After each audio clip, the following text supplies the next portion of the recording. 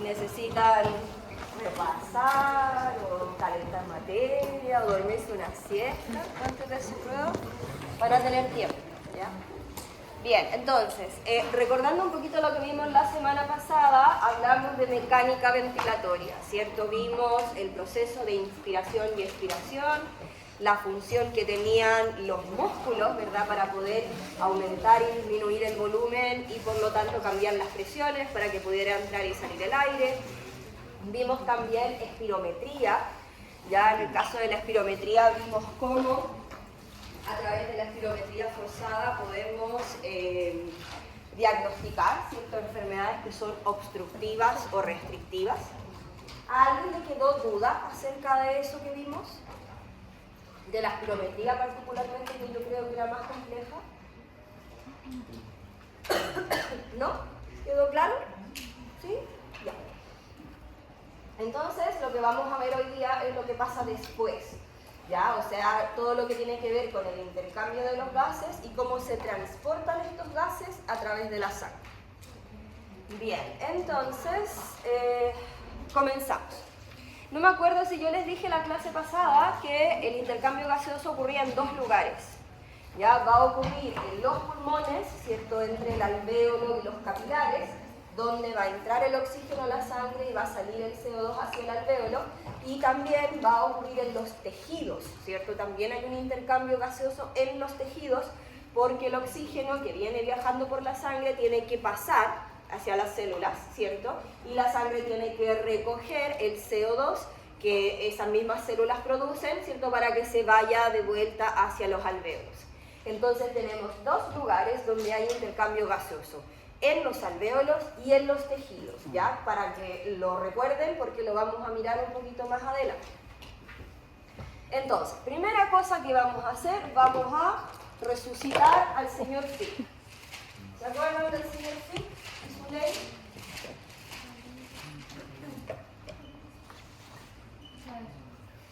¿Se acuerdan de esto?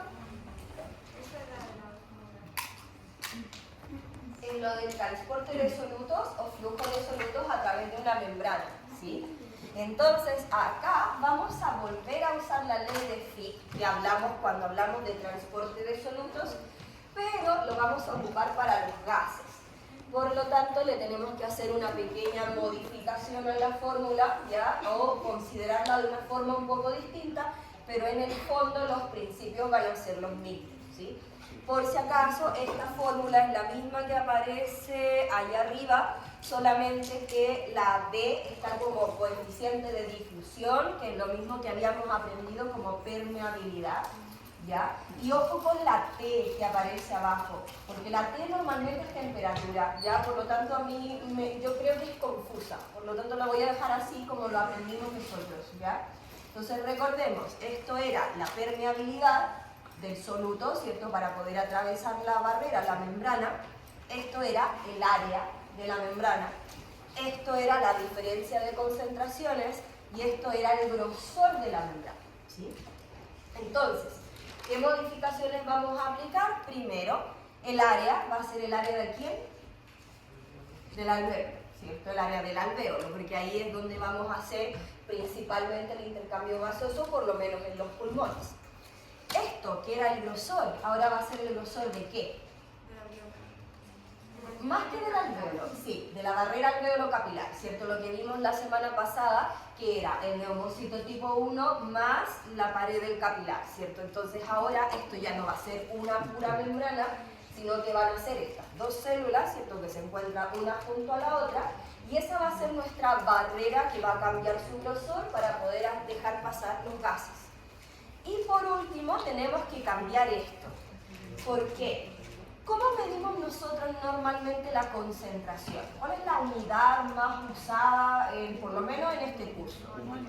La molaridad, ¿cierto? Entonces, si nosotros decíamos un molar, ¿cierto? Eso significaba un mol en un litro, ¿verdad? Pero nosotros no podemos usar esto con los gases. ¿Por qué razón no podemos usarlo con los gases? ¿Por qué? Ya, ¿qué es lo que no podemos aplicar aquí? ¿Los moles o los litros a los gases? Los moles. ¿Sí? ¿Por qué? que mole es cantidad, cantidad de moléculas. Pero, ¿qué pasa con el volumen de un gas? Se puede confundir. Sí, o sea, el volumen de un gas se lo doy yo, ¿ya? No es característica de un gas su volumen, ¿verdad? Entonces ya no vamos a poder medir así la concentración de un gas. Vamos a tener que cambiar eso. Vamos a igual medir concentración, pero de otra forma. ¿De qué manera medimos la concentración de un gas? Pensemos en lo siguiente. La presión atmosférica es una presión total. Es una suma de presiones de todos los gases que contiene el aire de la atmósfera, ¿sí? Entonces, la presión atmosférica va a ser igual a la presión que tenga el nitrógeno, que es el gas más abundante, la presión del oxígeno, que es el segundo gas más abundante, más la presión de los otros gases, como el CO2, la presión del, no sé, otros gases más, ¿cierto?, que componen la atmósfera. Entonces, al final, cada una de estas presiones se va a llamar presión parcial de un determinado gas, ¿cierto? Presión parcial del oxígeno, del nitrógeno, del CO2, etc. Y todas sumadas me van a dar la presión de la mezcla, ¿cierto? Que vendría siendo la presión atmosférica. Entonces, cada una de estas en realidad es una medida de concentración, ¿cierto? Es cuánto porcentaje, ¿verdad?, del total de la muestra corresponde a ese determinado gas, ¿sí? De hecho, hay unas cosas que no vamos a tratar en detalle, pero como la fracción de, ¿cierto?, del gas respecto al total, ¿sí? Entonces, lo que vamos a hacer, la modificación que le vamos a hacer ahí a la ley de Fick es que vamos a cambiar esto por la diferencia de presiones parciales del gas que me interesa, ¿ya? Entonces puede ser presión parcial del oxígeno, del CO2, que son los dos gases que nos van a importar, ¿sí? Eso. Entonces esas modificaciones las adaptamos, ¿verdad?, para poder hablar de la parte respiratoria. Pero todo el resto es igual, o sea, funciona tal cual lo aprendimos, ya no me acuerdo si era la clase 1 o la clase 2, creo que la clase 1. ¿Sí? Entonces todo va a funcionar de la misma manera. Por lo tanto, veamos cómo es esto en el caso de los gases. Ya, cuando uno inhala, ¿qué es lo que va a pasar con esos factores? Por ejemplo, con el área del alvéolo. Cuando uno inhala, ¿qué pasa con el área? Aumenta, ¿cierto? Y como el área aumenta, porque el alvéolo se infla y el área es proporcional al flujo de los gases, entonces si yo aumento el área, aumento la difusión de los gases, ¿cierto? Después, ¿qué pasará con el grosor de la barrera cuando uno inhala? Disminuye. Esto es como un globo elástico, ¿verdad? La pared se va a hacer un poco más delgadita. Entonces, si yo disminuyo el grosor, ¿qué va a pasar con la difusión? Aumenta, porque son inversamente proporcionales, ¿cierto? Y finalmente, ¿qué creen ustedes que pasará con la diferencia de presiones de los gases? En este caso es la diferencia de presiones entre el alvéolo y la sangre, ¿sí? La sangre viene con, por ejemplo, poco oxígeno y el aire que yo inhalo, cuando inspiro, ¿cierto?, trae mucho oxígeno. Entonces, ¿qué pasará con esa diferencia? Aumenta, ¿cierto? Aumenta cuando uno inhala. Hay una diferencia mayor entre el gas que trae la sangre y el gas que trae el alvéolo, o que tiene el alvéolo. Por lo tanto, esto también aumenta. Y como es proporcional a la difusión, entonces si yo aumento esto, aumento la difusión, ¿ya? Por lo tanto, cuando uno inspira, inhala, todos los factores de la ley de Fick se modifican tal que la difusión aumenta, ¿ya? Entonces ahí ustedes tienen, por ejemplo, el área, cuando uno inhala, aumenta, cuando uno exhala, disminuye. El grosor al revés, ¿cierto? Y las diferencias de presiones van a ir cambiando dependiendo de la inhalación y la exhalación. Por lo tanto, cuando uno inhala, todo confluye en que es ideal para que los gases se muevan, ¿cierto? El oxígeno hacia la sangre y el CO2 hacia el alvéolo, ¿sí? ¿Qué pasa cuando uno exhala? Todo al revés, ¿cierto? El área disminuye, el grosor aumenta, la diferencia de presiones va a disminuir porque ya se hizo el intercambio. Entonces, no es ideal intercambiar gases cuando uno exhala, pero sí cuando inhala, ¿ya?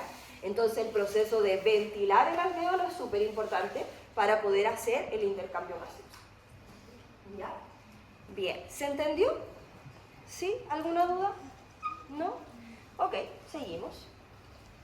Por lo tanto, estos gases, ¿cierto?, se van a mover, ya sabemos, por diferencias de presiones. Recordemos que acá, independiente de que uno le ponga diferencia de concentración o diferencia de presión, el soluto, en este caso el gas, se va a mover de mayor presión a menor presión, ¿cierto?, por, digamos, física, ¿ya? Entonces, en ese caso, el oxígeno lo que va a hacer es que se va a mover por diferencia de presiones del alvéolo al capilar, y el CO2 se va a mover del capilar hacia el alvéolo, ¿ya? Y bueno, no lo mencioné de manera explícita, asumo que lo saben, pero lo voy a decir por si acaso. Esto es difusión simple, ¿cierto? Porque son gases, ¿verdad? Entonces el tipo de transporte es transporte pasivo por difusión simple. Por eso sigue la ley de Fick. Bien.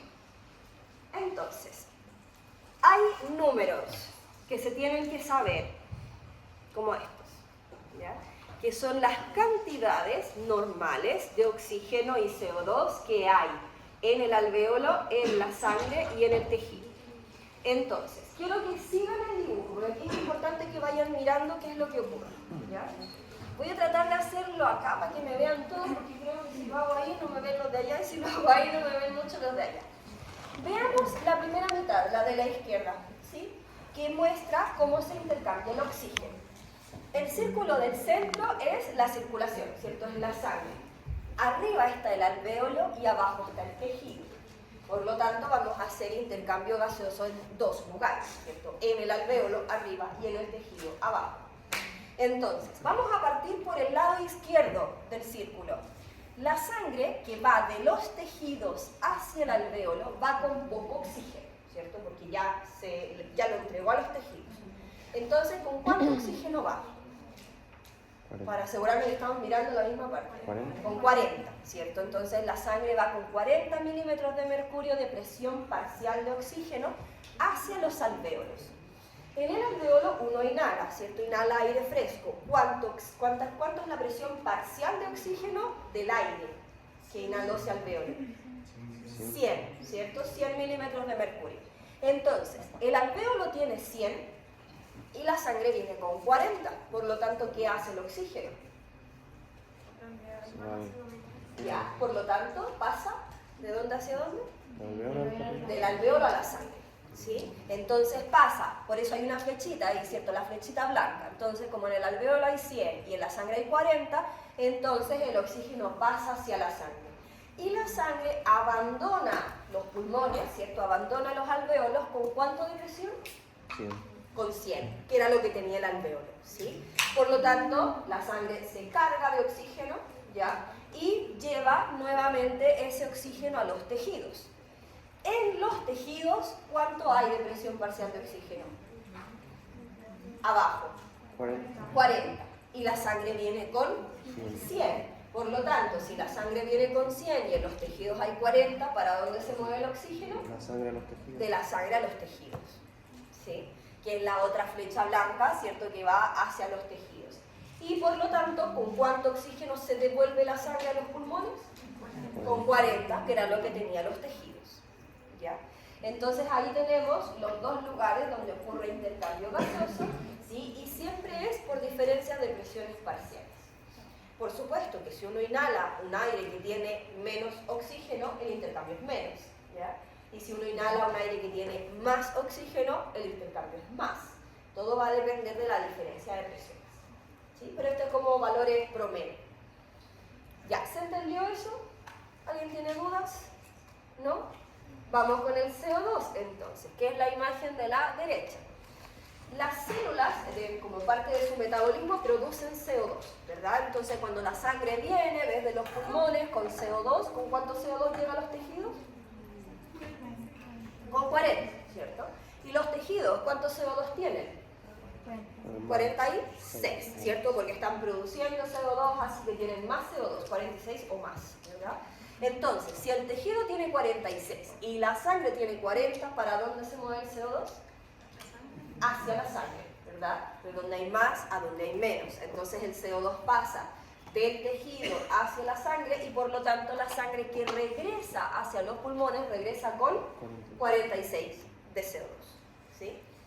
Ya, entonces, una vez que llegamos al alvéolo, la sangre viene cargadita en CO2, 46, y en el alvéolo, ¿cuánto hay? 40, que es lo que tiene el aire, ¿sí? Entonces, o menos. Entonces, en el alvéolo hay 40 y la sangre hay 46, por lo tanto, ¿qué hace el CO2? La sangre al alvéolo. Pasa de la sangre al alvéolo, ¿cierto? Y uno lo elimina a través de la expiración. Y la sangre sale desde los pulmones con menos CO2, ¿cierto? Con 40 en este caso. ¿Ya? Entonces, estos números se los tienen que saber, ¿sí? Son valores de estos que tienen que estar por ahí dando vueltas, ya, porque son los valores normales que debería haber, digamos, en la sangre o en los alvéolos. De hecho, en el taller que tienen durante esta semana van a ver unas tablitas ahí con valores, así que ahí van a tener que recordar cuáles son los valores normales. ¿Sí? Bien. ¿Dudas? ¿No? ¿Se entendió bien el gráfico todo? Ya, perfecto. Eso es intercambio gaseoso. Es súper simple. Es ley de Fick y gases que se mueven. Ahora, queda la otra parte, ¿cierto? Que es el transporte. O sea, de qué manera estos gases se van a mover a través de la sangre para poder llegar o a los alvéolos o a los tejidos, ¿sí? Pero intercambio gaseoso es eso, ¿ya? Solo eso, no es más complejo que eso. Ya, entonces veamos cómo se transportan los gases. Primero, el oxígeno tiene dos formas de transportarse en la sangre: disuelto y unido a hemoglobina. La mayoritaria, o sea, la forma prioritaria del oxígeno para viajar, donde viaja la mayor parte del oxígeno por la sangre, es unido a hemoglobina. El 98% del oxígeno sanguíneo está unido a la hemoglobina y solo el 2% se encuentra disuelto. Ojo, que cuando nosotros hablamos de presión parcial de oxígeno, estamos hablando del oxígeno disuelto, no el que está unido a la hemoglobina, ¿ya? Entonces, eso que dijimos antes de los 100 milímetros de mercurio de oxígeno es oxígeno disuelto, ¿sí? Ya. Entonces, el total del oxígeno que viaja por la sangre es la suma de estos dos mecanismos, ¿cierto? El oxígeno que viaja disuelto y el oxígeno que viaja unido a la hemoglobina. Ya, entonces, ¿cómo funciona esto? El oxígeno pasa, ya lo vimos, ¿cierto? Por ley de Fick, del alvéolo hacia la sangre. Primero pasa disuelto, ¿cierto? Pasa al plasma. Y después la mayor parte de ese oxígeno entra al glóbulo rojo y se une a la hemoglobina. ¿Ya? Estamos viendo en la parte de arriba, ¿sí? Entonces tenemos oxihemoglobina, ¿sí? La hemoglobina unida al oxígeno. Ese glóbulo rojo viaja, ¿cierto? Y llega finalmente a los tejidos, que es la mitad de abajo de la diapositiva. Cuando llega a los tejidos, el oxígeno que venía disuelto pasa directo a los tejidos, ¿sí? Pero el que venía unido a la hemoglobina tiene que soltarse, ¿ya? Entonces el oxígeno unido a la hemoglobina se suelta de la hemoglobina y pasa hacia los tejidos, ¿ya? Entonces esa es la manera como se entrega el oxígeno. ¿Les surge alguna pregunta a partir de esto? Claro, el hierro es el que se une al oxígeno, sí. El hierro de la hemoglobina que está adentro de los glóbulos rojos, ¿sí? ¿Qué se podría preguntar uno aquí? ¿Cuánto se demora? Podría ser, sí. Ya, ahí hay una pregunta que es, como si uno ve esto, puede preguntarse, ¿y cómo sabe la hemoglobina que tiene que captar oxígeno o soltarlo? ¿Sí? O sea, cuando pasan los alvéolos, ¿por qué en vez de soltarlo lo capta? Cuando pasa por los tejidos, ¿cómo sabe que tiene que soltar el oxígeno y no pasa de largo con el oxígeno unido? Hay una forma, que la vamos a ver al tiro, ¿ya? Que tiene que ver con las condiciones ambientales de estos dos lugares y que determina cambios de la afinidad de la hemoglobina por el oxígeno. Y eso es lo que va a determinar si la hemoglobina capta el oxígeno o lo suelta, ¿sí? Ya, antes de eso, vamos a recordar un poquitito la estructura de la hemoglobina. La hemoglobina es una proteína tetramérica, son 4 subunidades. Cada una de las subunidades tiene un grupo en el centro, ¿cierto? Que es unos anillos de porfirina, ¿verdad? Que en el centro tienen un hierro. Ya todo eso se llama grupo hemo o grupo N, como quieran llamarlo. Y el hierro que se encuentra al centro es el que va a unir al oxígeno, ¿sí? Lo va a unir o lo va a soltar dependiendo de en qué parte estamos. Entonces, para que recordemos que esto es una proteína, ¿ya? Y el glóbulo rojo tiene miles de estos adentro, ¿sí? Entonces es la capacidad de transporte que tiene el glóbulo rojo. Bien, entonces, cuando la hemoglobina está unida a oxígeno, como ya lo dije, se llama oxihemoglobina. Cuando no está unida al oxígeno, se llama desoxihemoglobina. Y aquí es donde vamos a introducir un término que es importante para saber cuánto oxígeno hay en la sangre, que es la saturación de hemoglobina con oxígeno. La saturación de hemoglobina con oxígeno es cuánta hemoglobina tengo unida a oxígeno dividido por la cantidad de hemoglobina total. O sea, básicamente es una proporción, ¿cierto? Del total de hemoglobina que yo tengo, cuánto se encuentra unido a oxígeno. Eso yo lo multiplico por 100 y me da un porcentaje, ¿ya? Entonces uno habla de porcentaje de saturación de hemoglobina con oxígeno. ¿Alguien sabe cuáles son los valores normales de saturación? Parece que era 80. Más. Entre 95 y 100%, ¿ya? Entre 95 y 100%. De hecho, para una persona sana, normalmente se toma la saturación, se hace con un oxímetro, ¿cierto? Que son estos aparatitos que se ponen en el dedo. ¿Los han visto alguna vez? Si no, ahí les voy a mostrar uno. Y esos miden la saturación, ¿ya? Y lo normal es que una persona sana, que no tenga una enfermedad respiratoria, por ejemplo, tenga una saturación de 98, 99%, ¿ya? Cuando la saturación está más baja, ahí hay algo malo definitivamente, ¿sí? Lo normal para una persona sin ningún tipo de trastorno respiratorio o sanguíneo u otro, la saturación debería ser 98, 99%, ¿sí? Entonces se considera normal entre 95 y 100%. ¿Qué significa el 98%? Que el 98% de los sitios de unión de hemoglobina con oxígeno tiene oxígeno, ¿ya? Entonces eso es mucho, ya es casi un total.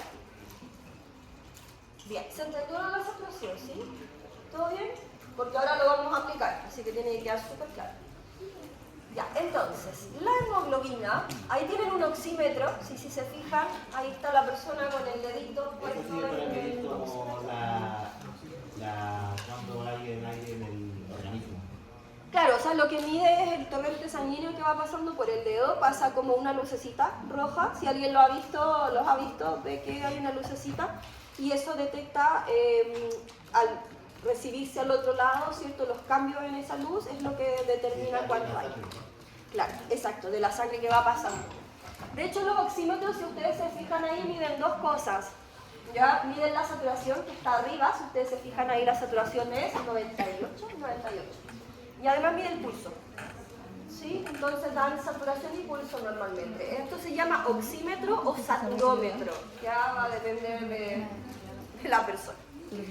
Ya, hay una cosa que hace que la hemoglobina se sature normalmente casi al 100%, y es que cuando una de las subunidades de la hemoglobina, o sea, uno de los grupos hemo, se une al oxígeno, eso cambia la afinidad de los otros tres y lo hace más afín al oxígeno. Entonces, normalmente si un oxígeno se une a una de las subunidades, las otras tres se ocupan súper rápido. ¿Ya? Entonces, eso es uno de los efectos dentro de la proteína que tiene la unión de la hemoglobina con el oxígeno. Entonces, como que se atraen, ¿ya? Basta que se una uno para que se ocupen los otros tres. ¿Sí? Por eso es que la saturación tiende a ser, en personas sanas, repito, cerca del 100%. Ya es casi toda la hemoglobina ocupada con oxígeno. Ya. Aquí viene la parte compleja de la clase de hoy. Tenemos un gráfico, que a lo mejor ustedes han visto este tipo de gráficos, como son químicos. Es una curva de disociación de hemoglobina con oxígeno, o también se le llama curva de saturación de hemoglobina con oxígeno. ¿Qué es lo que vamos a tener acá? Vamos a poner en el eje Y el porcentaje de saturación de hemoglobina con oxígeno, ya, pongámoslo así para que lo tengan claro, y en el eje X vamos a tener la presión parcial de oxígeno, por lo tanto esto es oxígeno disuelto. Lo voy a anotar acá para que no se les olvide. Entonces, básicamente esta curva aquí me está mostrando cómo cambia la unión de la hemoglobina con el oxígeno dependiendo de cuánto oxígeno disuelto hay. ¿Ya? Esta curva no es una línea recta, es una línea sigmoidea, tiene forma de S. Y eso va a determinar muchas cosas. Primero, cuando nosotros llegamos acá, llegamos a una saturación prácticamente del 100%, ¿cierto? Que es lo normal, ¿sí? Si nosotros ponemos acá la presión parcial de oxígeno normal en la sangre arterial sistémica, ¿que era cuánto? ¿Sí? La presión parcial de oxígeno en la sangre arterial sistémica, 100. ¿Ya? Entonces, si nosotros tenemos una presión parcial de oxígeno de 100, ¿cuánto vamos a saturar? 100. Casi 100%, ¿sí? O el 100%. Ya, ¿qué pasa si nosotros tenemos una presión parcial de oxígeno de 80? ¿Cuánto saturamos? Igual casi 100. Casi 100. ¿Sí? Entonces, por la forma de la curva, que obviamente está reflejando el comportamiento de esta unión, ¿cierto?, entre la hemoglobina y el oxígeno, si nosotros bajamos a una presión de 80, seguimos saturando casi 100. ¿Qué pasa si bajamos a 60?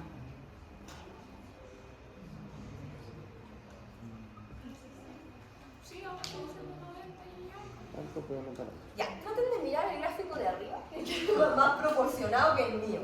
En el caso del 60, ¿qué pasa con la saturación? O sea, ¿es lo mismo pasar de 100 a 80 que de 80 a 60? No, ¿cierto? Si nos fijamos, en ese gráfico está más proporcionado que el mío, pero acá igual se nota, la saturación baja más, ¿ya? Cuando estamos en 60, ¿sí? ¿Qué es lo que pasa?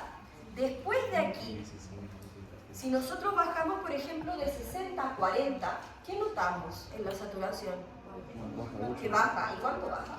Mucho más. Baja mucho más. Porque el 60 está justo al borde del momento en el cual la curva se vuelve recta. Entonces eso significa que si yo bajo mi presión parcial de oxígeno en sangre por debajo de 60, la saturación se desploma. Empieza a bajar súper rápido. ¿Ya? Entonces este es un valor crítico. ¿Sí? 60 milímetros de mercurio de presión parcial de oxígeno en sangre es un valor crítico. Por debajo de 60 implica que la saturación de hemoglobina con oxígeno se va a cumplir.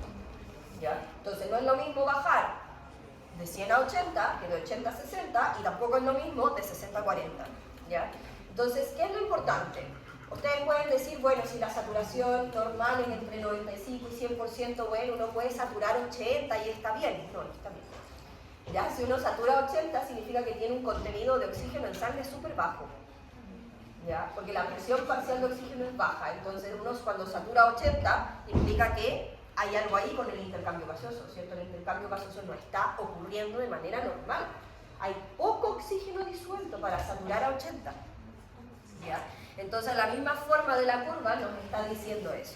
Entonces entre 100 y 80 está como igual, pero de ahí para abajo la saturación se empieza a desplomar. En tiempos de COVID, que no sé si ustedes se acordarán bien o no, estará medio nebuloso todavía. Ustedes estaban en el colegio, ¿no? La mayoría.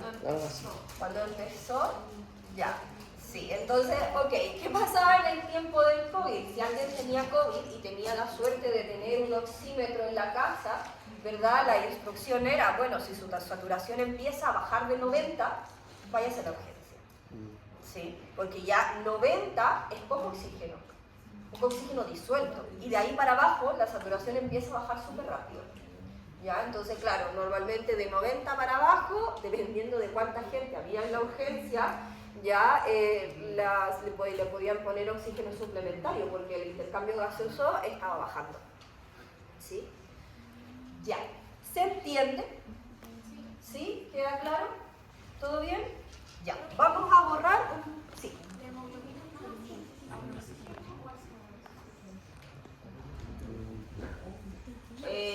Al oxígeno, pero lo que pasa es que la hemoglobina, o sea, el oxígeno y el CO2 se unen en lugares distintos de la hemoglobina.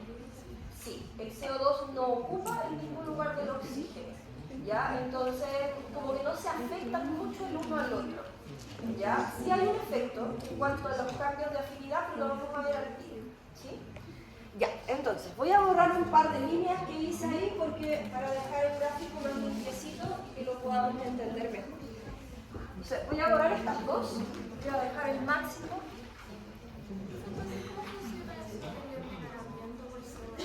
Ya, es que no es por CO2, es por monóxido. Pero lo vamos a ver, Sí, pero es CO, no es CO2. Sí. Ya, hay una manera, no sé si sale acá o en la otra, pues sí, en la otra diapo. Sí. Hay una forma en la cual yo puedo describir cómo es esta curva, ¿ya? Que es con la P50. ¿Qué es la P50? Es el valor de presión que yo necesito, presión de oxígeno, para saturar la hemoglobina al 50%. Eso se llama P50, ¿ya?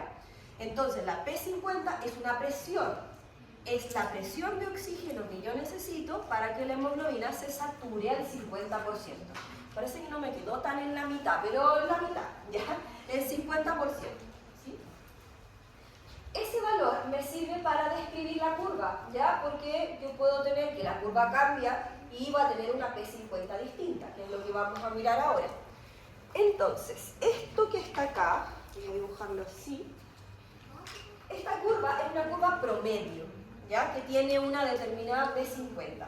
Pero en la realidad, esta curva se puede desplazar. Entonces, nosotros podemos tener que esta curva se desplaza a la izquierda o que se desplaza a la derecha. Ambas llegan al 100%, ¿sí? Pero se demora un poco más o un poco menos. En realidad decir se demora no es correcto porque no estamos hablando de tiempo, pero sí de cuánto oxígeno necesita. Entonces, la de la curva roja, ¿cómo es su P50 respecto a la normal? O sea, a la promedio. Es menor, ¿cierto? Entonces la curva roja tiene una P50 que es menor que la curva promedio. Y la curva verde tiene una P50 que va a ser mayor, ¿sí? Entonces recordemos que la P50 es cuánto oxígeno necesita para llegar al 50% de saturación. Estas curvas, traten de no ver la diapo que viene, ¿ya? Para que lo piensen, si después le va a resultar más fácil acordarse.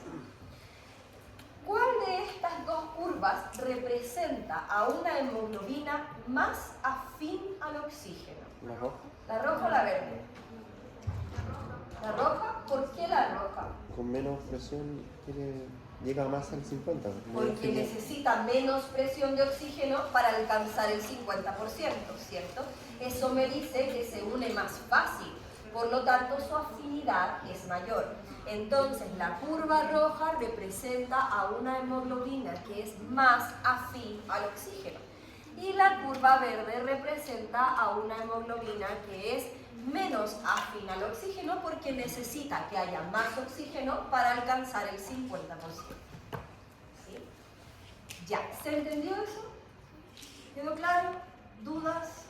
¿No? Ok. ¿Cómo cambia la afinidad de la hemoglobina por el oxígeno? Depende de principalmente 4 condiciones ambientales. La temperatura, la presión parcial de CO2 que haya en la sangre o en el entorno de este glóbulo rojo, el pH y el 2,3 difosfoglicerato, que es un producto metabólico ya de las células. Entonces, cuando la hemoglobina, o sea, cuando estas condiciones son, voy a anotarlas al tiro, baja la temperatura, baja la presión de CO2, sube el pH, o sea, es más alcalino, ¿cierto? Más básico, y baja el 2,3 difosfoglicerato, o sea, cuando el glóbulo rojo y la hemoglobina se encuentran con estas condiciones, la afinidad de la hemoglobina por el oxígeno aumenta. En cambio, cuando la hemoglobina se topa con esas condiciones, pero al revés, es decir, hay un aumento de la temperatura, un aumento de la cantidad de CO2, un pH más ácido y existe un aumento del 2,3 difosfoglicerato, que es un producto metabólico, entonces la hemoglobina baja su afinidad por el oxígeno.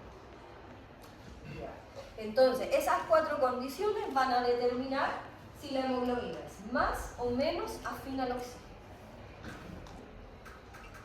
Que es lo que aparece en la otra diapo. Por eso yo les decía que no la miraran al tiro para que pudieran por lo menos irlo relacionando. Entonces, una de estas curvas, la verde o la roja, es los alvéolos y la otra es o representa los tejidos. ¿Cuál es cuál? ¿Ah? ¿Qué curva representa los alvéolos y qué curva representa los tejidos? Los tejidos la roja.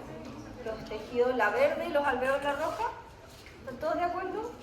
Ya, muy bien. Entonces, esto es en los alvéolos y esto es en los tejidos. Entonces, cuando el glóbulo rojo pasa por los capilares alveolares, la temperatura es más baja porque están más expuestos afuera, ¿cierto? La temperatura es más baja en los alvéolos que en el resto de los tejidos. Hay menos CO2 porque hay menos células. El pH es más básico porque esto se relaciona con esto. Por mientras les voy a decir, aunque quizás ustedes ya lo saben, que mientras más CO2 hay, más protones hay. ¿Sí? Entonces, si hay menos CO2, el pH es más básico, hay menos protones. Y además hay menos 2,3 difosfoglicerato porque es un producto metabólico, si hay menos células, hay menos vectores. Por lo tanto, cuando el glóbulo rojo pasa por los capilares alveolares, se encuentra con estas condiciones, aumenta su afinidad por el oxígeno y lo capta. En cambio, cuando el glóbulo rojo pasa por los tejidos, la temperatura es mayor, porque hay más células haciendo metabolismo, ¿cierto? Sube el CO2 por lo mismo, hay más células produciendo CO2, baja el pH porque si hay más CO2 hay más protones y también hay más 2,3 difosfoglicerato. Por lo tanto, cuando el glóbulo rojo se encuentra con estas condiciones, su afinidad por el oxígeno, de la hemoglobina por el oxígeno baja y por lo tanto lo suelta, ¿sí? Lo entrega. Entonces, de esa forma es como se define si es que el glóbulo rojo toma el oxígeno o lo suelta. ¿Ya? Lo toma en los alvéolos y lo suelta en los tejidos. ¿Sí? ¿Se entendió? ¿Sí? ¿Dudas? ¿No? ¿Todo claro? ¿Todo bien? Ya.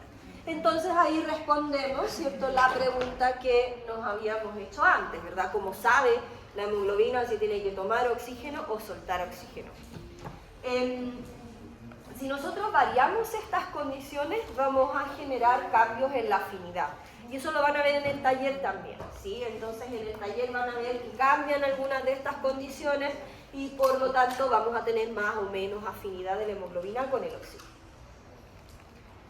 Ya, respondiendo una pregunta que ya salió, ¿cierto? Es ¿qué pasa con el monóxido de carbono? Esta es la curva normal. ¿Ya? Esto es presión parcial de oxígeno y esto es porcentaje de saturación de hemoglobina con oxígeno. Resulta que hay un gas que se llama monóxido de carbono, no es dióxido de carbono, es CO, no CO2. Y es un gas súper peligroso. ¿Ya? Cuando la gente lo inhala, se intoxica y se puede morir, se muere de una hipoxia. ¿Ya? Entonces, ¿qué pasa con el monóxido? ¿De dónde sale el monóxido? ¿Alguien sabe? Como del fuego. O sea, es un gas, ¿cómo? Del fuego. Claro, es un producto de la combustión. Ya, cuando uno quema cosas, puede ser carbón, madera, combustible, cigarros, cosas que se queman, ¿ya? Gas, ¿sí? Entonces, al quemar cosas, se produce monóxido, ¿ya?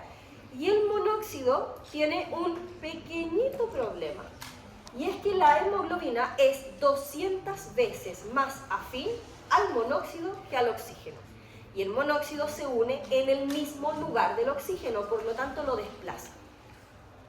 Si nosotros vemos cómo queda la curva cuando uno inhala monóxido, esta curva queda así. ¿Ya? Esto es en presencia de monóxido, no es una curva para monóxido, seguimos hablando de oxígeno, ¿sí? Pero en presencia de monóxido. Entonces, ¿Qué cambios ven ustedes cuando una persona inhala monóxido? Respecto a la curva, ¿qué cosas cambian? Primero la saturación, ¿cierto? Entonces, en primer lugar, vamos a tener una baja de la saturación, ¿ya? Claro, porque el monóxido está ocupando el lugar del oxígeno. Entonces, la saturación de hemoglobina con oxígeno va a bajar. El monóxido desplaza el oxígeno, ¿sí? Y se une en su lugar, en su puesto. Por lo tanto, claro, la saturación va a bajar, ¿ya? Si lo ven en la imagen que está arriba y hay una saturación llegó al 50%. O sea, eso significa que la mitad de los sitios de unión de hemoglobina con oxígeno está ocupada con monóxido, ¿sí? ¿Y qué otro cambio ven en esa curva? Esto va para allá, ¿cierto? ¿Qué significaba eso? ¿Qué es más afín? Es más afín la Hemoglobina de monóxido. La hemoglobina al oxígeno, porque esta es una curva de disociación de hemoglobina con oxígeno. ¿Qué pasa? El monóxido hace que la poca hemoglobina que sí está unida a oxígeno tenga alta afinidad por ese oxígeno. Por lo tanto, ¿qué va a pasar cuando esta hemoglobina pase por los tejidos? ¿Va a entregar el poco oxígeno que tiene? No. Entonces, el problema del monóxido es, por un lado, la hipoxia, ¿cierto? La baja del contenido de oxígeno, y por otro lado, que la hemoglobina que sí está unida a oxígeno no lo suelta.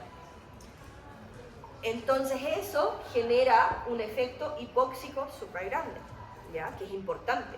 Por eso es que la gente que fallece por una intoxicación con monóxido, ¿cierto? Lo hace por hipoxia en realidad. O sea, lo que le pasa es que le falta oxígeno, ¿sí? ¿Se entendió la idea? ¿Sí? Entonces es una forma de usar esta curva para poder comprender qué es lo que pasa con el monóxido, ¿sí? No confundan el monóxido con el dióxido, ¿ya? Porque eso es súper común, ¿sí? Monóxido es CO, ¿ya? Y el dióxido es normal, ¿sí? Este lo producen las células. El monóxido. El cianuro lo que hace es que, a ver, el monóxido también puede unirse al lugar del oxígeno en la cadena transportadora de electrones de la mitocondria. Por lo tanto, también puede afectarla. Pero el cianuro es mucho más afín a ese sitio. Entonces, lo que hace el cianuro es que bloquea la cadena transportadora y baja la cantidad de ATP que produce la célula, ¿sí? Entonces, claro, en realidad el cianuro en ese sentido es más irreversible, ¿ya? ¿Cómo se les ocurre que yo puedo solucionar esto? Entonces, si una persona llega, por ejemplo, a la urgencia intoxicada con monóxido, ¿qué tendríamos que hacer? ¿Cómo podemos saber si una persona intoxicada con monóxido y otra con dióxido? Es que el dióxido no intoxica, o sea, no genera un proceso de intoxicación, pero sí, si la persona está inhalando mucho dióxido de carbono, entonces va a generar algunos problemas que ya los vamos a ver, que son compensaciones. Por ejemplo, va a empezar a hiperventilar, ¿sí? ¿El monóxido y el dióxido son lo mismo? No, son distintos. Son distintos. Tienen un oxígeno de diferencia, pero sus mecanismos de acción son totalmente diferentes, ¿sí?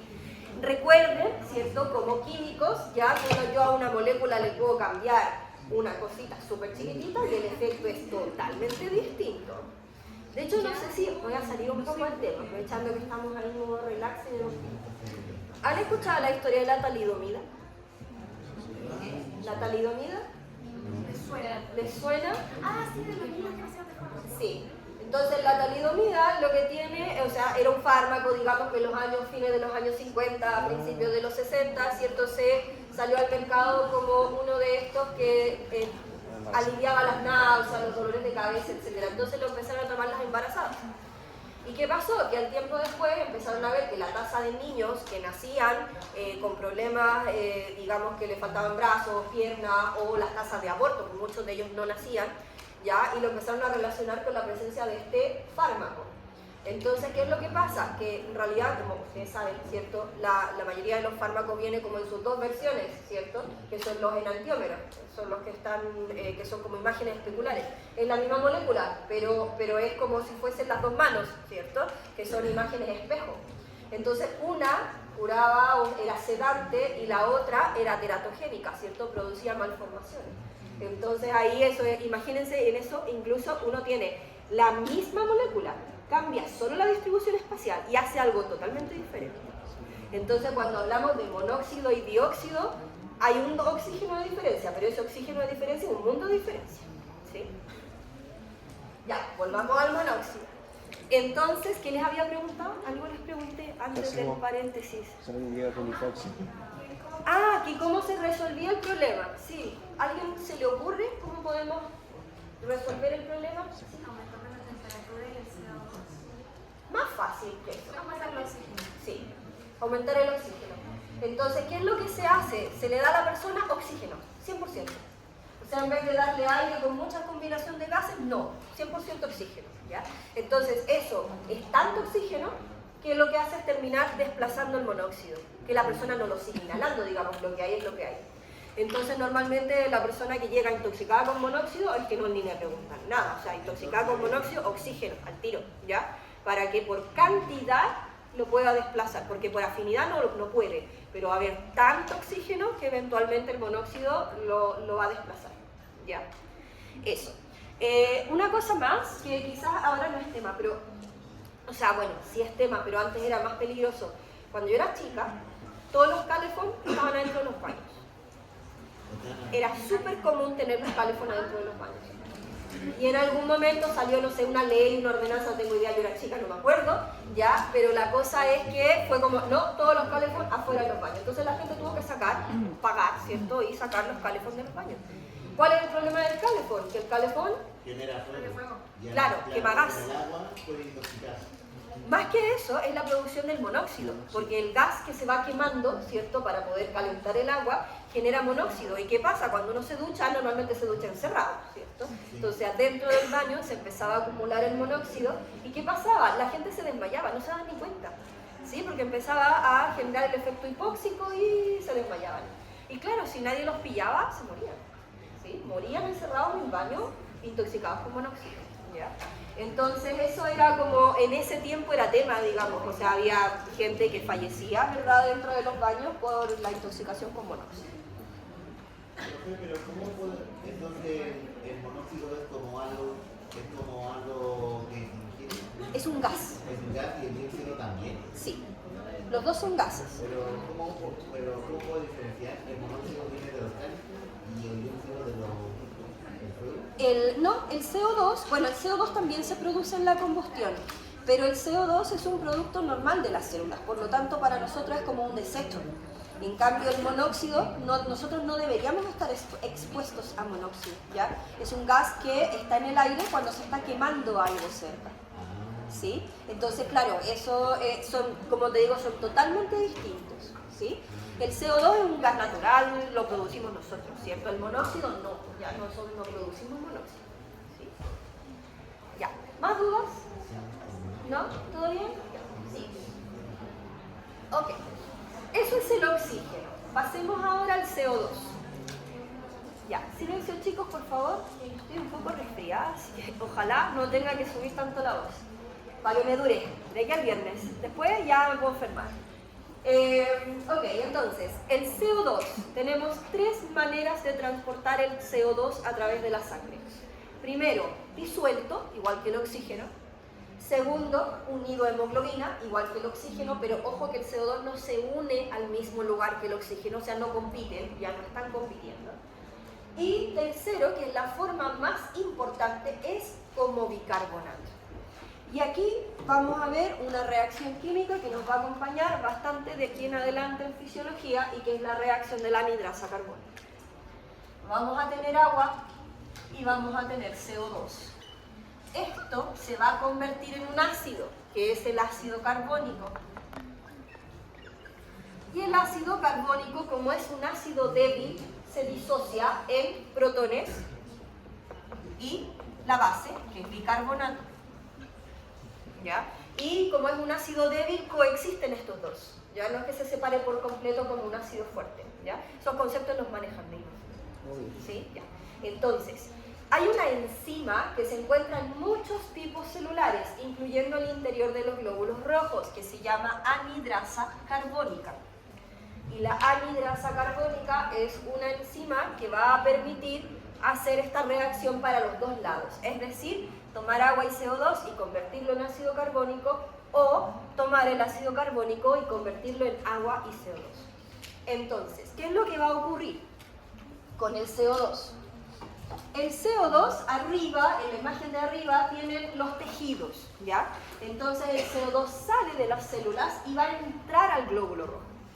En el glóbulo rojo se va a encontrar con la anhidrasa carbónica que va a tomar ese CO2, lo va a juntar con el agua y va a formar ácido carbónico, protones y bicarbonato. Los protones normalmente los baferea la hemoglobina. O sea, la hemoglobina se une a los protones y los neutraliza, ¿ya? Y el bicarbonato sale al plasma y viaja por el plasma. Entonces, ese bicarbonato de hecho va a ayudar a poder regular el pH, ¿sí? Esto es la reacción más importante para regular el pH sanguíneo. Entonces, este proceso permite hacer la regulación del pH sanguíneo a través del mismo efecto de la anhidrasa carbónica, ¿ya? Luego, este bicarbonato que venía viajando por el plasma, cuando el glóbulo rojo pasa por el alvéolo, hace el camino contrario. O sea, el bicarbonato entra de nuevo al glóbulo rojo, hace la reacción inversa, se transforma en CO2 y el CO2 sale hacia el alvéolo, ¿ya?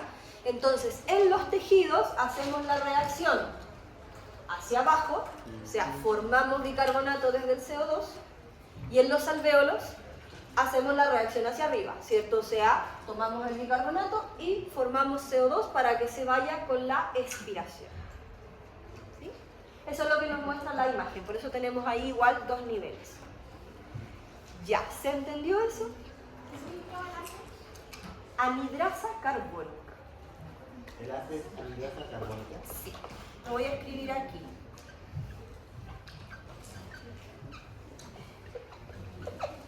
Ese es el nombre de la enzima, ya es una enzima.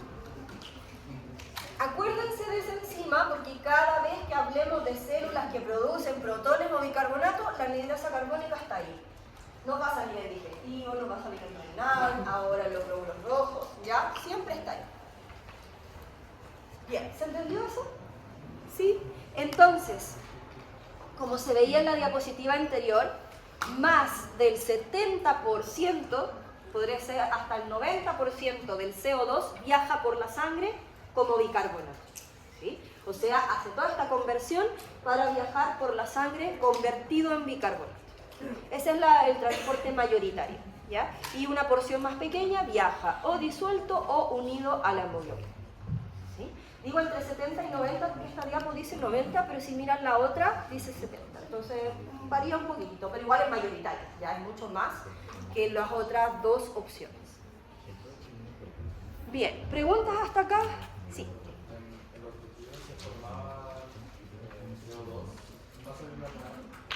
O sea, en los tejidos el CO2 sale de las células, entra al glóbulo rojo y desde el CO2 tú formas bicarbonato que sale al plasma, ¿ya?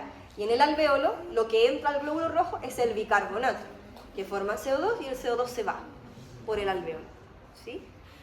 Igual, bueno, si les ayuda traten de seguir también las flechitas que aparecen ahí del glóbulo rojo. Yo lamentablemente me queda muy arriba y no lo puedo apuntar bien, ¿ya? Pero eso, va haciendo las dos reacciones, ¿ya? Para un lado y para el otro. Sí. La imagen anterior. Sí. La entrada y salida por el glóbulo rojo es un mecanismo similar.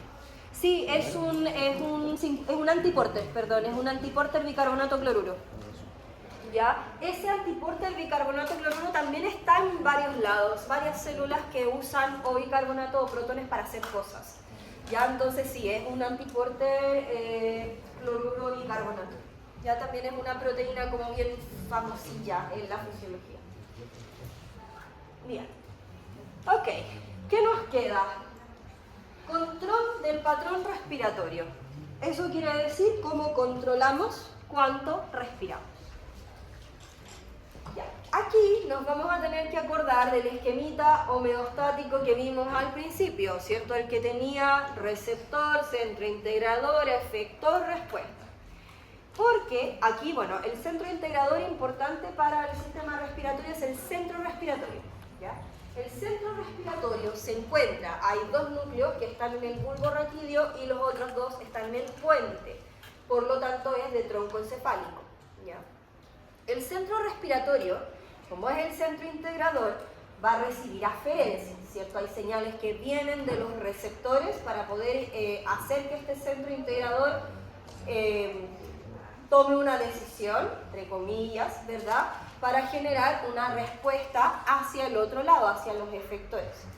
Entonces, ¿qué señales puede detectar este centro respiratorio? Hay varias. Primero están las metabólicas, en las cuales vamos a profundizar más en esta clase porque es como lo que más nos importa, que son la cantidad de protones, o sea, el pH, la concentración, ¿cierto?, el oxígeno y el CO2 en sangre, ¿ya? Esos son los estímulos, las variables metabólicas que van a cambiar la forma en la cual nosotros estamos respirando, ¿sí?, para poder regularse a sí mismo. Todo esto es homeostático. Pero también hay otras cosas. Por ejemplo, acá hay unos receptores de estiramiento. Esos receptores de estiramiento que están en los mismos pulmones evitan que uno vaya a romper algo cuando inhale mucho, ¿ya? Entonces hace que la inhalación no sea muy exagerada, cosa que se rompa, no sé, una pleura, un músculo, lo que sea, ¿sí? También no están ahí, pero hay receptores de irritantes que están en la misma vía respiratoria, ¿ya? Entonces cuando uno, por ejemplo, inhala alguna cosa que es irritante, ¿qué es lo que hace? Tose, estornuda, hace apnea, ¿cierto? Apnea es detener la respiración, ¿verdad? Entonces, claro, esos son también cambios respiratorios que generamos ante irritantes, ¿sí? Las variables metabólicas serán CO2, oxígeno Y protones, o sea, el pH, ¿sí? Ya, ¿qué más? Hay, por ejemplo, receptores en los músculos y en las articulaciones. Cuando uno empieza a hacer un ejercicio, ya sea caminar, correr, no sé, ve que se le escapa la micro y sale corriendo, ¿cierto? Inmediatamente uno empieza a hiperventilar. Uno podría pensar que uno hiperventila porque el ejercicio hace que se me acabe el oxígeno, pero no. La hiperventilación es anticipatoria, ¿ya? Responde directamente al ejercicio, o sea, el cuerpo se empieza a mover más y inmediatamente el centro respiratorio hace que usted empiece a hiperventilar. Entonces yo no me alcanzo a quedar sin oxígeno, ¿sí? Entonces eso también. Hay varios receptores así que están asociados y que mandan estas señales al centro respiratorio. ¿Qué hace el centro respiratorio? Controla el patrón respiratorio. Por lo tanto, sus efectores, o sea, a través de la vía eferente, ¿cierto?, va a mandar señales a los efectores. ¿Cuáles serían los efectores? Los músculos, ¿cierto? Los músculos ventilatorios, el diafragma, los intercostales, etc. ¿Sí? Entonces, para que lo vayan armando en su cabeza, igual vamos a hacer un par de esquemitas para que les quede bien claro, pero esto es así, ¿ya? Es súper homeostático, súper ordenámico. Este es uno de los casos en los cuales vemos estos esquemas así, muy ordenados, ¿ya? Para poder regular el patrón respiratorio. Entonces, a pesar de que los músculos son voluntarios, el patrón respiratorio no lo es. ¿Ya? Entonces, ¿por qué? Porque uno no anda por la vida inhalo, exhalo, ¿cierto? Uno lo hace solo, porque el centro respiratorio va mandando las señales para que eso se haga, ¿ya? Y también los modifica. ¿Sí? Ya, entonces, acá tienen lo mismo, es el mismo esquema, pero está puesto como de arriba hacia abajo. Arriba están los estímulos y los receptores, ¿ya? Los receptores que detectan oxígeno, CO2 y pH son quimiorreceptores, porque son sustancias químicas, ¿cierto? Bueno, ahí también aparece al lado izquierdo el control respiratorio que es superior. O sea, por un lado yo puedo controlar mis músculos voluntariamente, ¿cierto? Son voluntarios, pero también hay otras cosas, por ejemplo, señales que vienen del hipotálamo, que tienen que ver con emociones, ¿verdad? O con dolor, por ejemplo. ¿Cómo respira uno cuando le duele algo?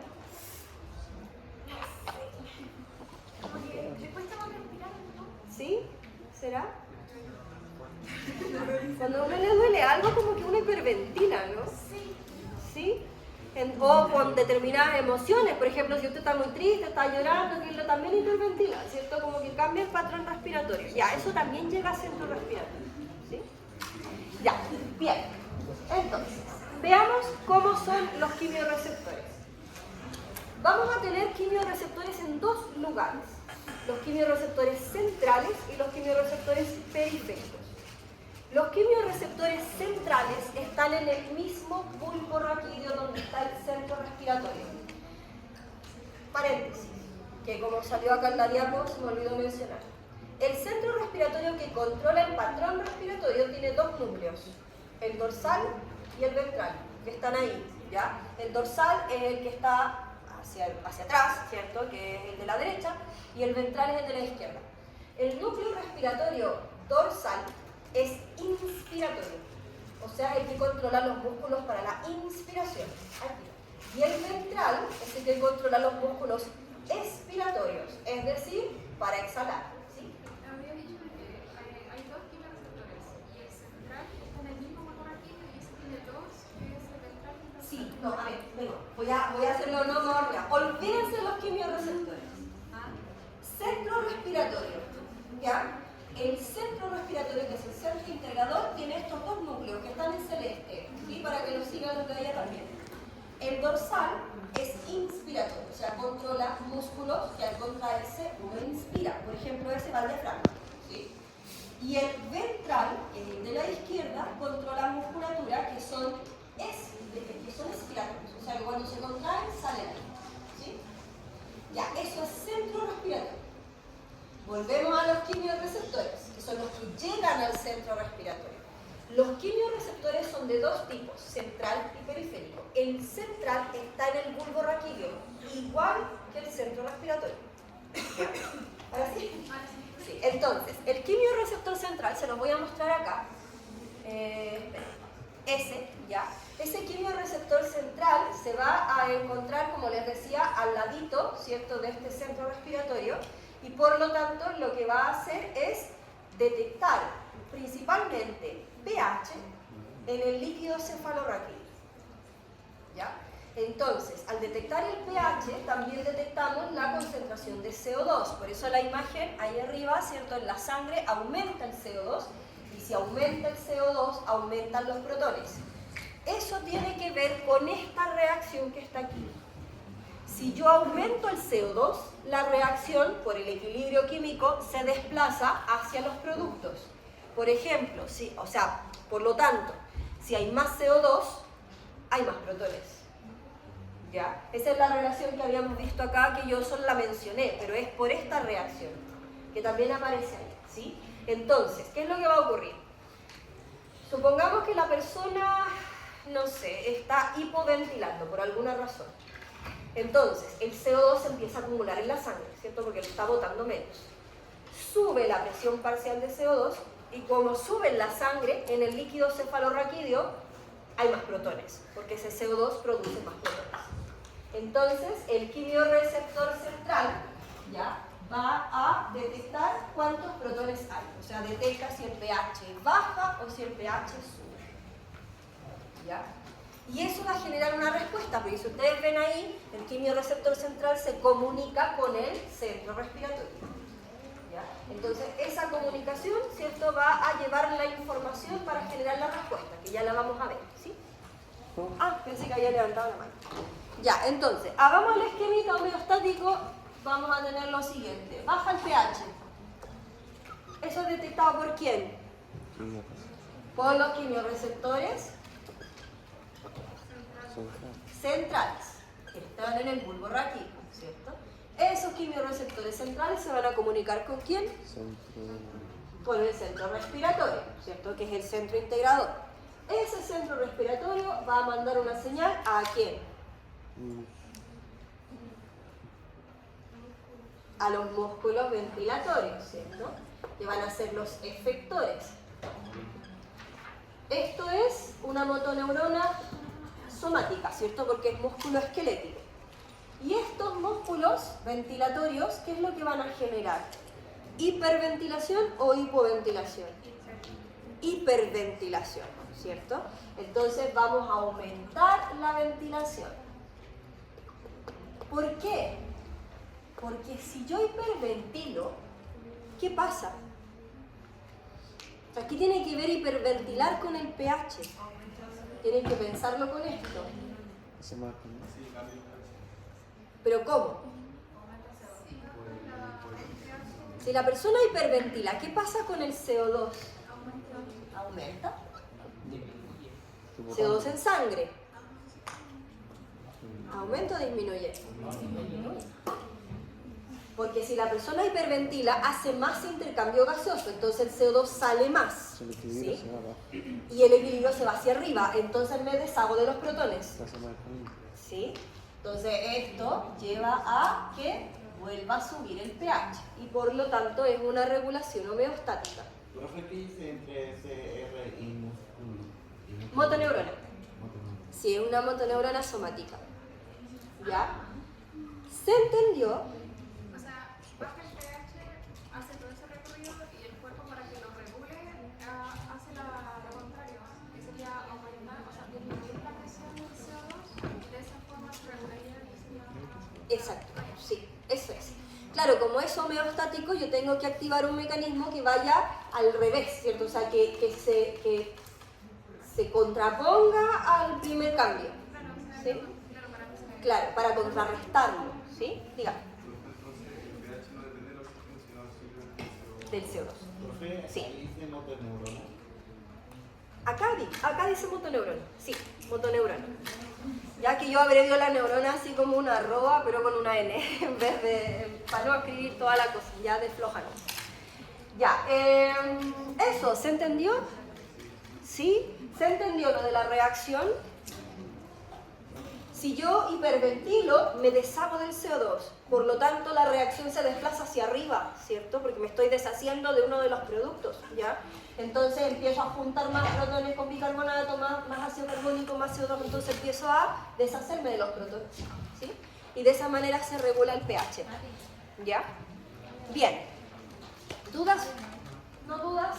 Ya, espérenme, que aquí, o sea, yo todo se lo dije, pero déjenme que me saqué una diapo para ver si no... Ya, esto es lo mismo.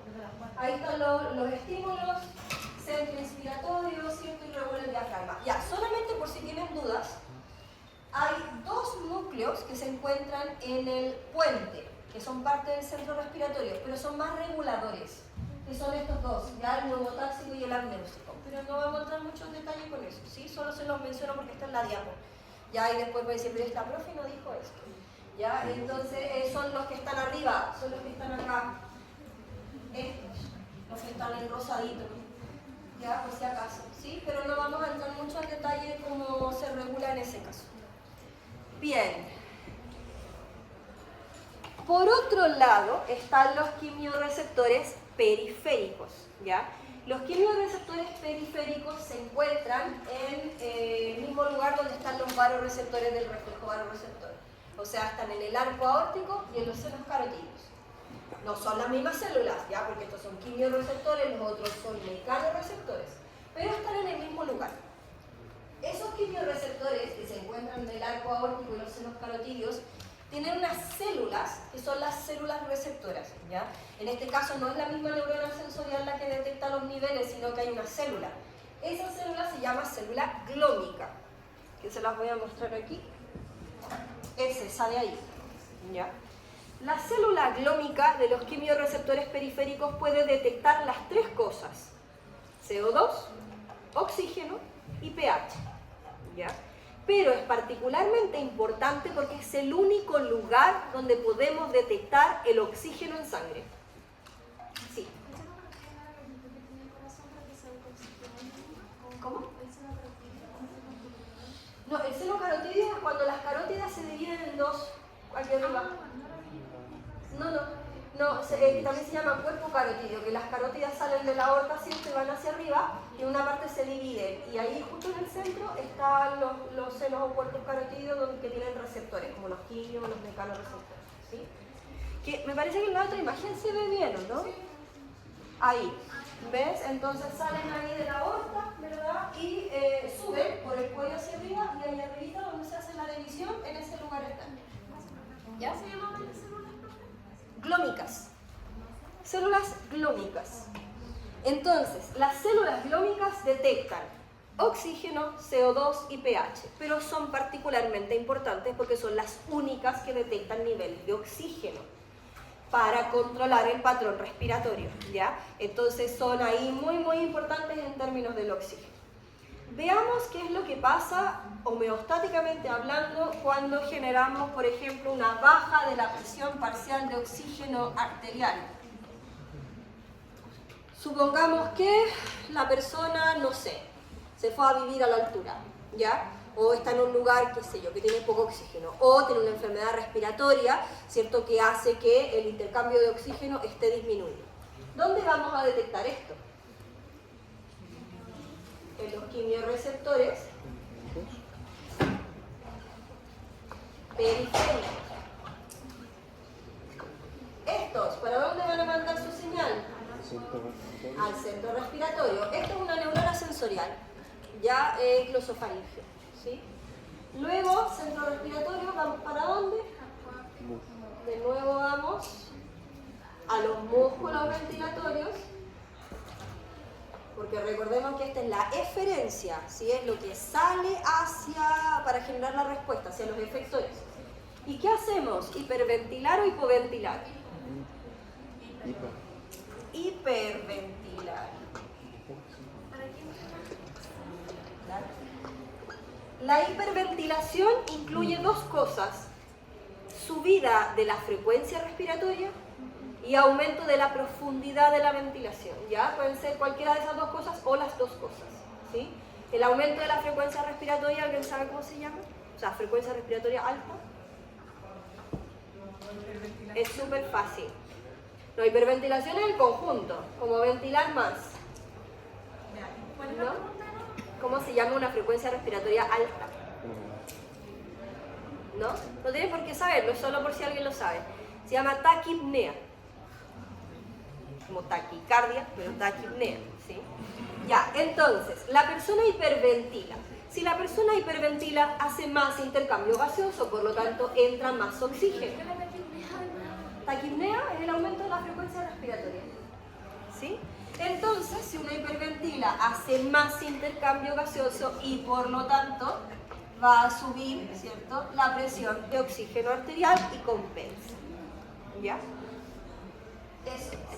Este esquemita lo podemos aplicar para varias cosas, ¿ya? Así que si ustedes quieren practicar esto, puede ser también, por ejemplo, con bajas de CO2 o aumentos de CO2, ¿sí? ¿Qué pasaría con una persona que le baja el CO2 en sangre? ¿Qué tiene que hacer? ¿Hiperventilar o hipoventilar? Hipoventilar, ¿cierto? Si le baja el CO2 en sangre tiene que subirlo, por lo tanto tiene que retenerlo, así que tiene que hipoventilar. ¿Ya? Entonces vayan asociándolo, ¿sí? Que todo es compensatorio, tiene que compensar el cambio, ¿sí? Ya. Entonces, acá les muestro una imagen que solamente me está diciendo que estos quimiorreceptores responden a los niveles de oxígeno. Entonces, cuando los niveles de oxígeno bajan de 100, entonces estos quimiorreceptores responden más, ya, para poder generar una hiperventilación que aumente el intercambio gaseoso. ¿Sí? Ya, ¿dudas? ¿No? Una última cosa les voy a comentar, para que también lo asocien como estos casos que sirven para uno aplicar esto. Entonces, tenemos, supongamos que... No, lo voy a preguntar de otra manera. ¿Qué hacen ustedes respiratoriamente hablando cuando se levantan en la mañana y se mojan su carita? ¿Qué hacen? O sea, no bostezan, pues, ¿eh? ¿Qué hacen cuando se mojan la cara? ¿Hiperventilan cuando se mojan la cara? Hacen apnea. Fíjense la próxima vez, ¿ya?, que se mojen su cara, lo que ustedes van a hacer es esto. Van a aguantar la respiración. Eso es un reflejo, ¿ya? Es un reflejo que se llama reflejo de inmersión, que es cuando el agua toca la cara, uno de manera refleja hace apnea, ¿ya? Es por eso que uno puede tomar así una guagua muy chiquitita, como casi recién nacida, y la tira a la piscina, ¿ya? Y la agüita va a nadar y no va a respirar bajo el agua, ¿cierto? Va a hacer apnea sola, ¿ya? No lo haga en casa, ¿sí? Entonces, es un reflejo, ¿ya? Ya, póngame atención para aplicarlo con esto.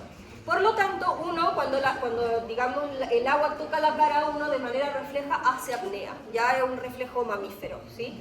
¿Qué pasa? Que uno no puede hacer apnea eternamente. Porque si uno está haciendo apnea, ¿qué es lo que pasa? En sangre empieza a bajar el oxígeno y a subir el CO2. Por lo tanto, la sangre se empieza a volver también más ácida. Va a llegar un momento en el cual yo no voy a poder sostener esa apnea aunque esté bajo el agua. ¿Por qué? Porque estos reflejos son prioritarios, ¿ya? Le van a ganar a los otros reflejos. Por lo tanto, va a llegar un momento en el cual, si una persona está haciendo apnea, va a llegar un momento en el que la persona va a inspirar, ¿ya? Y si la persona está bajo el agua, inhala agua, ¿ya? Es por eso que la gente se ahoga, digamos, porque va a llegar un momento en el cual la apnea no se puede sostener y por lo tanto la persona va a inhalar. Y en el momento en que inhale, bueno, si está bajo el agua, inhala agua, ¿sí? Motoneurona. Sí, motoneurona. ¿Ya? Entonces, los reflejos metabólicos del oxígeno, el CO2 y el pH son prioritarios. Por eso, si usted tiene un hermano chico o un hijo, ¿ya? Y en un momento se enoja con usted y lo amenaza con dejar de respirar para morirse, no le crea, déjelo no. ¿Ya?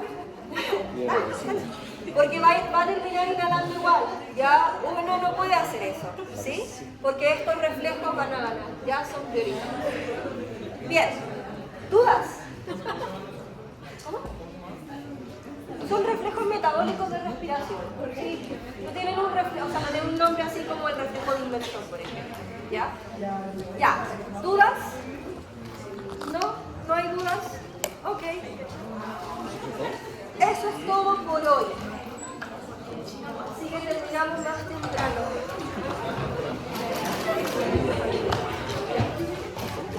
Ah, se me olvidó mencionarlo, que parece que hay dos calendarios dando vueltas por ahí. La solemne es el 3 de junio. Esa es la fecha de la solemne, el 3 de junio, sí. Así que estudien desde ahora. Recomendación.